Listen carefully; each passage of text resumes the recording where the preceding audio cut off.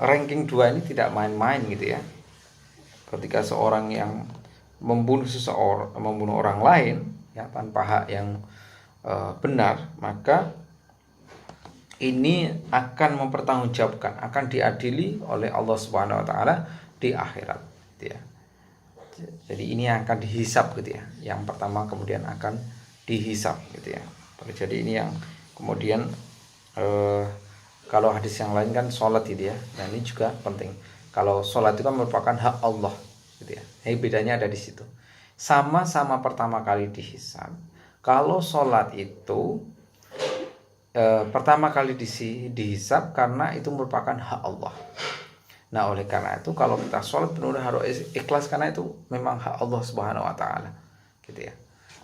Kalau membunuh ya, kalau membunuh itu berkaitan dengan hakul adami, hak anak Adam, hakul Adam, hak manusia.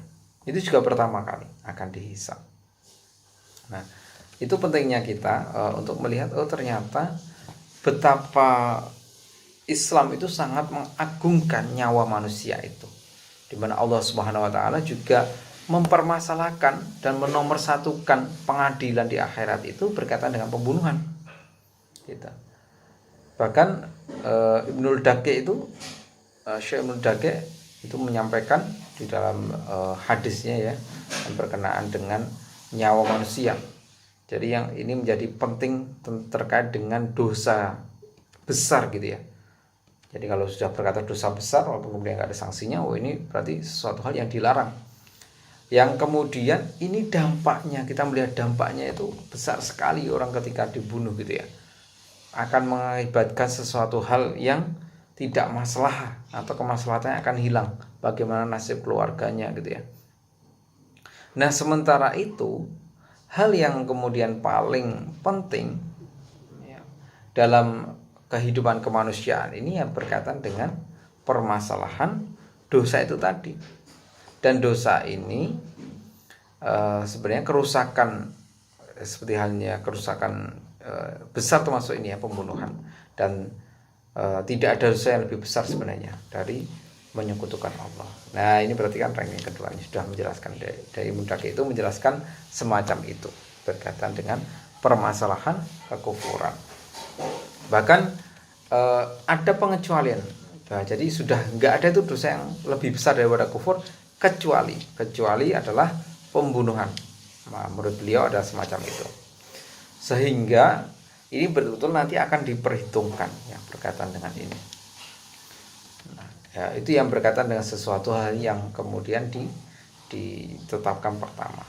Nah, makanya kalau hadis yang berkaitan dengan sholat tadi yang awwalu ma yuhasabu bihil abdus shalah ya, yang dari hadis dari Abu Hurairah ya, di kitab As-Sunan ada kitab As-Sunan. Kalau berkaitan dengan sholat itu tadi itu berkaitan dengan posisi manusia itu, posisi manusia yang berkaitan dengan hubungan manusia dengan Allah Subhanahu wa taala. Nah, makanya sholat itu kan disebut juga dengan mihrajnya manusia ke Allah Subhanahu wa taala. Nah itu yang berkaitan dengan permasalahan betapa pentingnya pembunuhan itu dikaji di dalam Islam itu sendiri ya, makanya kita harus betul-betul hati-hati ini menjaga hak-hak setiap manusia. Kita harus mempunyai jiwa keislaman yang kita terapkan, lebih kepada terapkan. Jadi Al-Quran kalau Rasulullah itu kan juga merepresentasikan Al-Quran. Jadi dalam hal menghakimi pun ini bisa jadi rujukan, jadi hadis ini bisa jadi rujukan para hakim, para jaksa untuk kemudian ketika melakukan penuntutan menjadi prioritas utama gitu ya, sehingga hukuman-hukuman bisa ditegakkan gitu ya. Ini yang berkaitan dengan permasalahan hadis tadi, seperti halnya juga banyak dijelaskan di dalam kitab Ibanatul Ahkam juga ya. Ini syarahnya dari Bulughul Maram juga gitu. Kemudian di hadis yang selanjutnya ya teman-teman, yaitu di hadis 10.000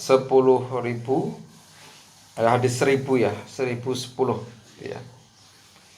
Ini dari Samurah ya. Wa an Samurah radhiyallahu anhu Qala sampun ngendika sapa Samurah, qala Rasulullah sallallahu alaihi wasallam, sampun maringi sabda Kanjeng Nabi Muhammad sallallahu alaihi wasallam, man sapa wong, ya, man sapa wong qatala mateni, ya, mateni. Jadi barang siapa yang membunuh, gitu ya. Barang siapa yang membunuh siapa? Abdahu. Jadi ing budak, gitu ya. Membunuh budak. Budaknya siapa? Hunya itu merujuk ke man tadi, ke yang punya. Jadi budaknya dia, gitu ya. Nah, gimana kalau membunuh budak itu? Kan budak diibaratkan kayak seperti barang, gitu ya.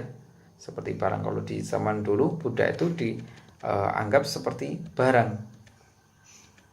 Nah, gimana ini kalau ada perbuatannya semacam ini?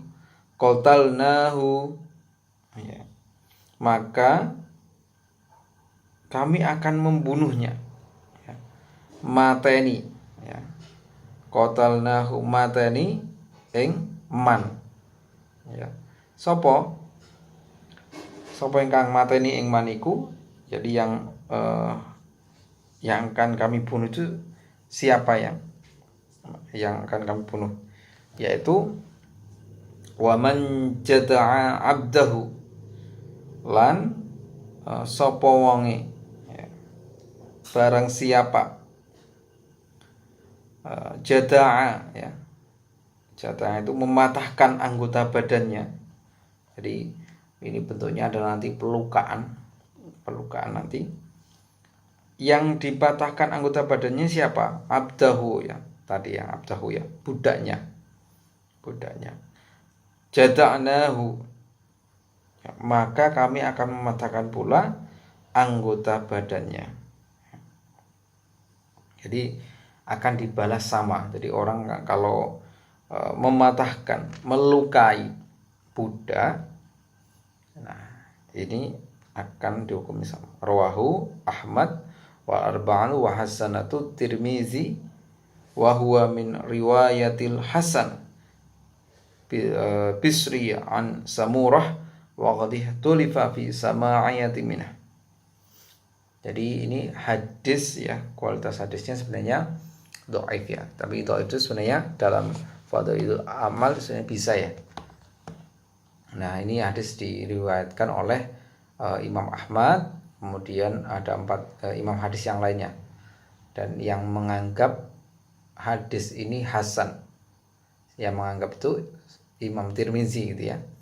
Kemudian Al-Hasan Al-Bashri dari Samurah bin Jundab, gitu ya. Ini asal hadisnya. Nah, ini berkaitan dengan Hasan Al-Bashri. Hasan Al-Bashri itu tokoh sufi, ya, teman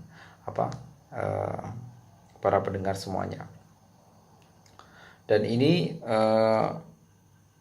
diriwayatkan juga oleh Ibnul Ma'in, ya, yang berkata tentang hadis ini, tentang kesahihan hadis ini, yang berkaitan dengan hadisnya. Ini penting untuk melihatnya, ya, dari hadis ini apakah bisa nggak nih dijadikan rujukan.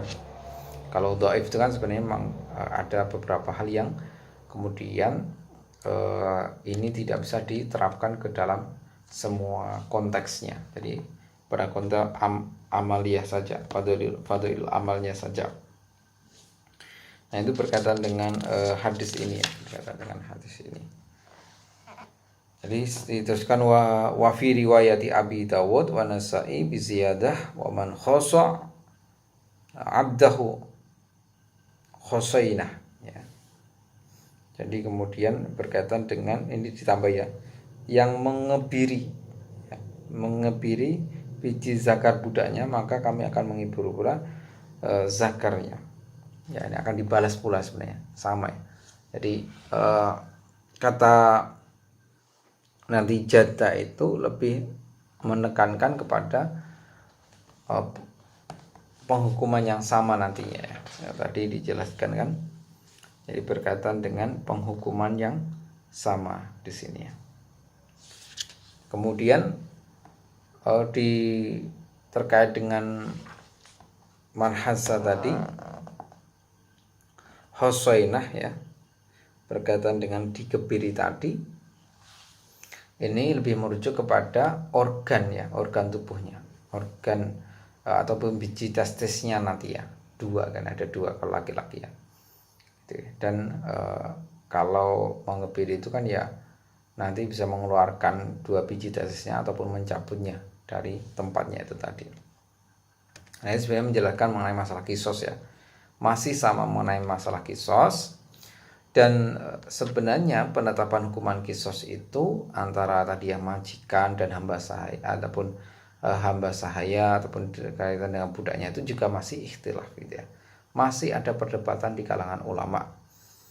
Jadi seperti Imam Abu Hanifah itu berpendapat kalau orang yang merdeka ya harus dikisos gitu ya. Kalau menganiaya hamba sahaya, baik jiwa ataupun bagian tubuhnya yang kayak tadi itu ya, ketika dipatahkan tadi. Karena itu bentuknya kezaliman, sama-sama kezaliman gitu. Kemudian kalau ada pun juga pendapat yang lainnya terkait dengan ini apakah layak tidak dijadikan hujah gitu ya. Kalau Imam Asy-Sya'ani itu menyatakan ini nggak layak jadikan dalil hukum, itu nggak bisa. Tapi kalau tiga imam yang mazhab yang lainnya, Imam Malik ya, Imam Syafi'i itu melihat orang yang merdeka itu tidak dikenai hukuman kisos apabila menganiaya seorang hamba sahaya secara mutlak. Ya karena ini lebih kepada kehati-hatian gitu ya, karena melihat dari sumber hukum dalam Islam gitu ya.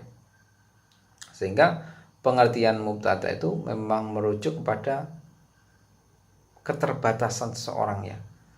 Keterbatasan seorang yang merdeka itu tidak bisa dibunuh ketika membunuh hamba sahaya. Nah ini kan ada beberapa pendapat yang bisa kita ambil dari hukum-hukum ini ya.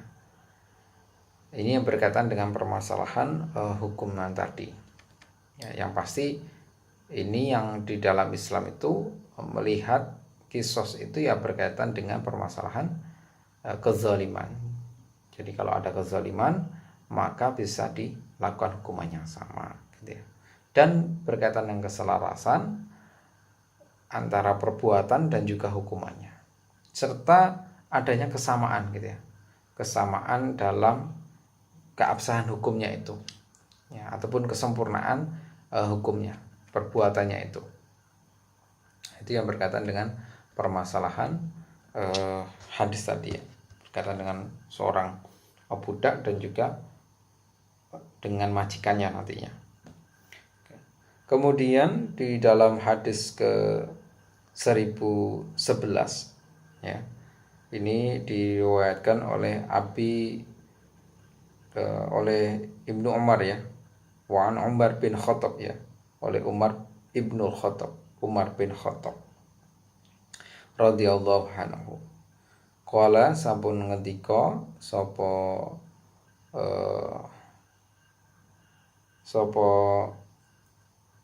Umar ya, sapa Umar ya, apa yang disampaikan Mas, sami'tu Rasulullah sallallahu alaihi wasallam, lan sampun pernah mireng ya. Jadi Umar itu pernah mendengar dari Rasulullah sallallahu alaihi wasallam yaqulu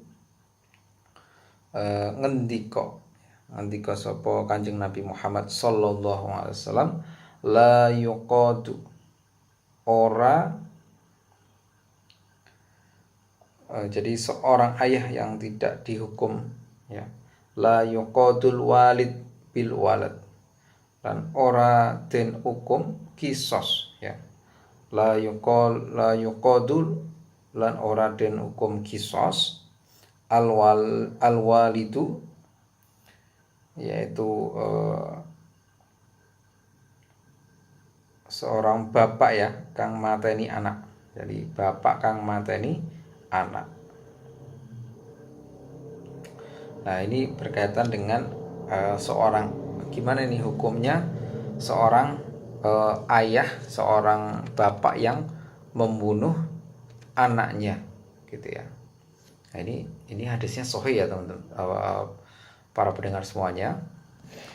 Hadis ini sahih dan bersambung ya sampai ke Ibnu Abbas dan Suraqah ya dalam hadis ini. Nah, bagaimana kita memahami hadis berkaitan dengan la yuqadul walidu bil walad ini. Jadi dari hadis Umar bin Khattab ini berkaitan dengan Al-Hujjaj bin Al-Taf, yaitu karena seorang penipu. Ini ada dalam hadisnya, ada dalam sanadnya. Nah, ini. Kemudian jalur sanadnya itu sampai kepada Imam Ahmad, sampai Imam Ad-Daruquti dan Al-Baihaqi gitu ya. Tapi ini tetap masuknya ke dalam sahih ya. Tapi kalau Al-Baihaqi menilai ini sahihnya itu dari segi sanadnya karena ada perawinya yang sikoh tadi ya. Nah, akan tapi kalau Imam Tirmizi itu dengan melihat asal hadisnya ya, dari Suraqah yang sanadnya adalah dhaif nantinya, maka ini menjadi perdebatan terkait dengan permasalahan hadis ini gitu ya. Ini jadi pertimbangan saja ketika kita membaca permasalahan hadis ya. Jadi kalau menurut Abdul Haq itu hadis ini menjadi cacat gitu ya. Kemudian menurut Baihaqi sanad-sanadnya hadis ini terputus. Kalau menurut Al-Albani sanad hadis ini secara keseluruhan menunjukkan adanya hadis yang sahih. Nah, gimana kita melihat ini? Melihat la yuqadu ya. Lan ora den kisos tadi ya. Jadi ini diartikan mengenai masalah hukuman kisos gitu ya. Nah, hukuman kisos itu jadi orang dihukum dengan hukuman yang sama. Jadi di dalam hadis ini menunjukkan seorang ayah itu tidak bisa dikisos karena menganiaya ataupun nanti membunuh anaknya gitu ya. Ya. Ini apakah ada sebabnya? Jadi dalam konteks ini itu karena anak itu kan dianggap sebagai bagian dari orang tua. Ini sampai nanti anak turunnya nanti ya, gitu. Dan posisi anak dan orang tua tadi ya berkaitan dengan hubungan darah tadi. Nanti berlaku juga sampai nenek dan semuanya. Karena ini menurut pendapat mayoritas ulama, maka bisa menggugurkan hukuman kisos. Ya, ini salah satu sebab pengguguran hukuman kisos ini. Nah, akan tetapi ini ada perbedaan pendapat di kalangan para imam mazhab. Kalau Imam Abu Hanifah, Imam Syafi'i dan Imam Ahmad melihat hadis dari Umar bin Khattab ini juga disamakan dengan beberapa periwayatan hadis ya dari Rabi'ah, Ar-Ra'yi, Ats-Tsauri, Al-Auzi dan Ibnu Ishaq gitu ya. Nah, sedangkan kalau menurut Imam Malik itu apabila ada orang tua yang menidurkan anaknya lalu membunuhnya, maka orang tuanya harus dikenakan hukuman kisos. Sementara apabila tidak, maka tidak dikenakan hukuman kisos gitu ya. Nah, ini berkaitan dengan sebabnya tadi ya. Sebab orang melakukan pembunuhan, seorang ayah melakukan pembunuhan. Tapi kalau mayoritas ulama yang hadis gitu ya, ini melihat hadis ini sebenarnya hadis yang masyhur gitu ya, yang ini menurut beberapa ulama-ulama di Hijaz dan Irak gitu ya, dan sebenarnya juga mutawatir. Nah, adapun ketika seorang anak itu dibunuh oleh orang tuanya, maka seorang orang tuanya tidak akan dihukum. Tapi kalau sebaliknya, maka anaknya akan dikenai kisos gitu ya. Baik kemudian dia membunuh ayahnya atau ibunya nantinya, itu sama-sama akan dihukum kisos gitu ya. Karena nggak ada pengecualian berkaitan dengan anak membunuh orang tuanya. Kemudian kalau ulama juga berargumen mengenai perbedaan hukum yang kemudian antara orang tua yang membunuh anaknya, maka ada beberapa pertimbangan gitu ya. Pertimbangannya itu apa? Pertimbangannya itu karena orang tua itu mencintai anaknya gitu ya. dan tanpa harus menunggu manfaat dari si anak itu. Nantinya misalnya anaknya mau sukses atau enggak nantinya. Itu yang berkaitan dengan alasannya. Kemudian ini juga berkaitan dengan spesifikasi ketiadaan hukuman kisos dari orang tua yang membunuh anaknya. Nah, itu harus benar-benar kita imani ini ya. Nah, adapun nanti berkaitan dengan pendapat ulama yang berbeda-beda itu bisa juga dijadikan hujah dalam arti ini, gitu ya.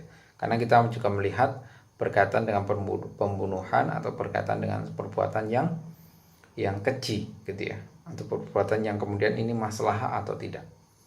Jadi yang dilihat di sini sebenarnya pembunuhan yang kemudian sengaja atau tidak, gitu ya.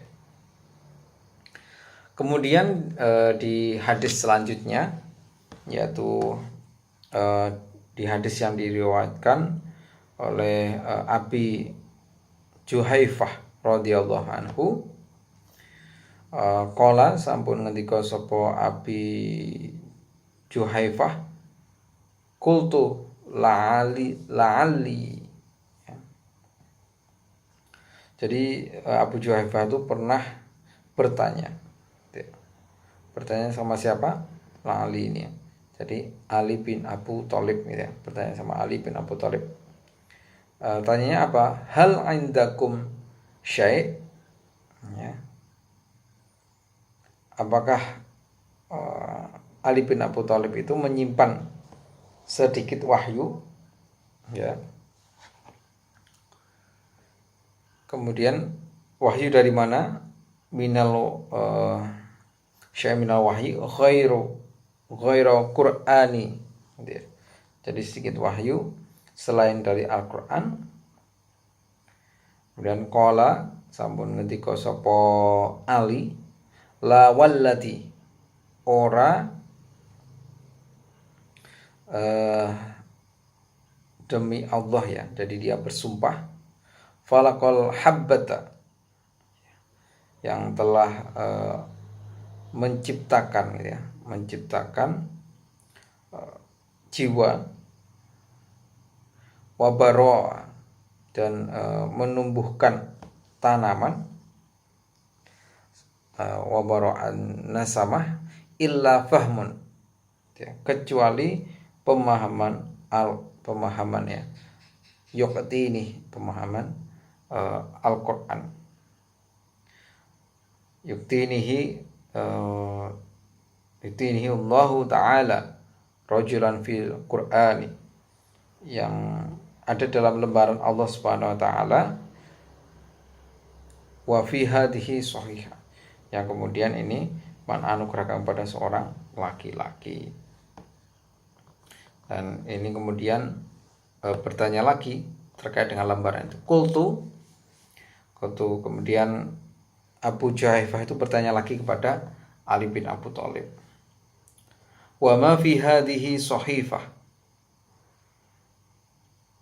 jadi apa yang ada dalam lembaran itu, shahifah, fi hadhihi shahifah.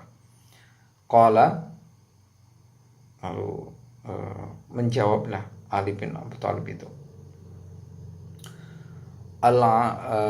al-aqlu wa fika kul asiri wa alla yuqtala muslim bikafirih.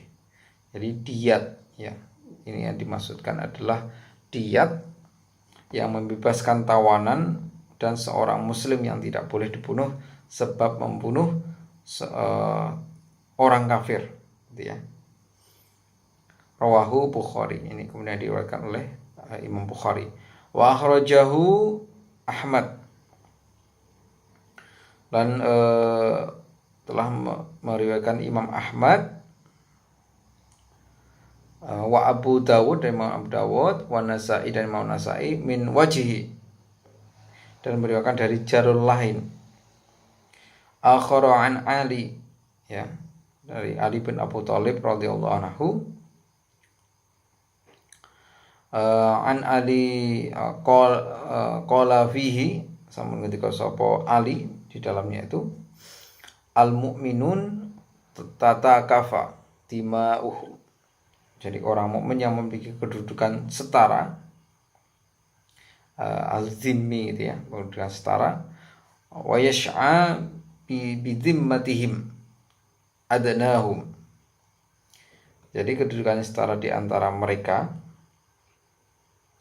Wahum yadu'u ala man siwahum. Nah, kemudian ada pertanggungjawabannya kepada orang yang rendah dari orang yang mereka sendiri. Wala yuqtalu mu'minun bikafirin. Lalu seorang mukmin tidak boleh dibunuh karena membunuh seorang kafir. Waladu ahdi fil ahdi. Dan kemudian kafir ini juga tidak boleh dibunuh dalam masa perjanjian dengan umat muslim. Ya, berkaitan dengan boleh dan tidaknya membunuh tadi ya. Gitu. Kemudian di hadis selanjutnya itu berkaitan dengan wa'an Anas ibnu Malik ya, dari Ibnu Malik radhiyallahu anhu,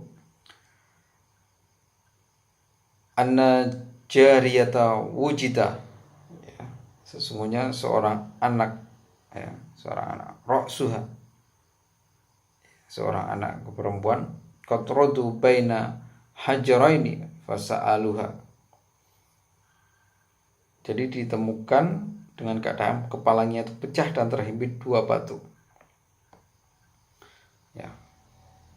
Kemudian fasa'aluha, kemudian bertanya, ini kenapa ini orang semacam itu?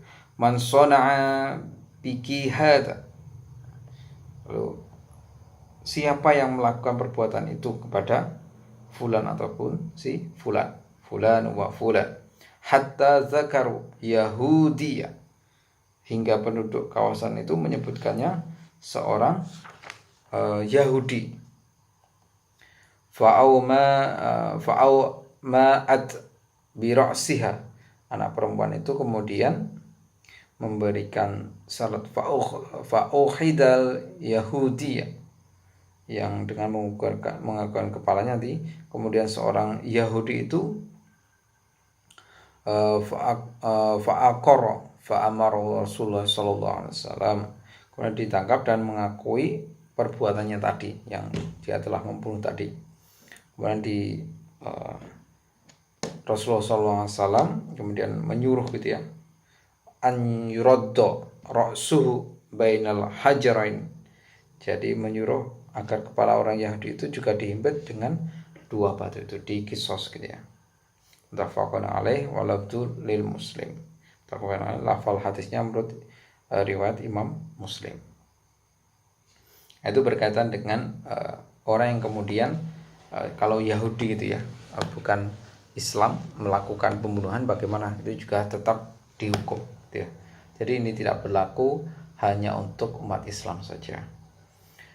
Mungkin kajian kita untuk hari ini masih cukup sekian. Masih ada banyak sebenarnya berkaitan dengan permasalahan jinayah yang disampaikan oleh Ibnu Hajar Al-Asqalani dalam kitabnya, yaitu Kitab Bulughul Maram, dalam bab jinayah, dan juga banyak dijelaskan dalam beberapa syarahnya, termasuk syarahnya dari Abdullah bin Abdurrahman, dan juga dalam kitab Ibanatul Ahkam juga banyak dijelaskan ya mengenai permasalahan perkara ini.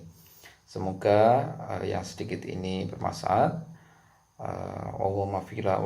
Wassalamualaikum warahmatullahi wabarakatuh.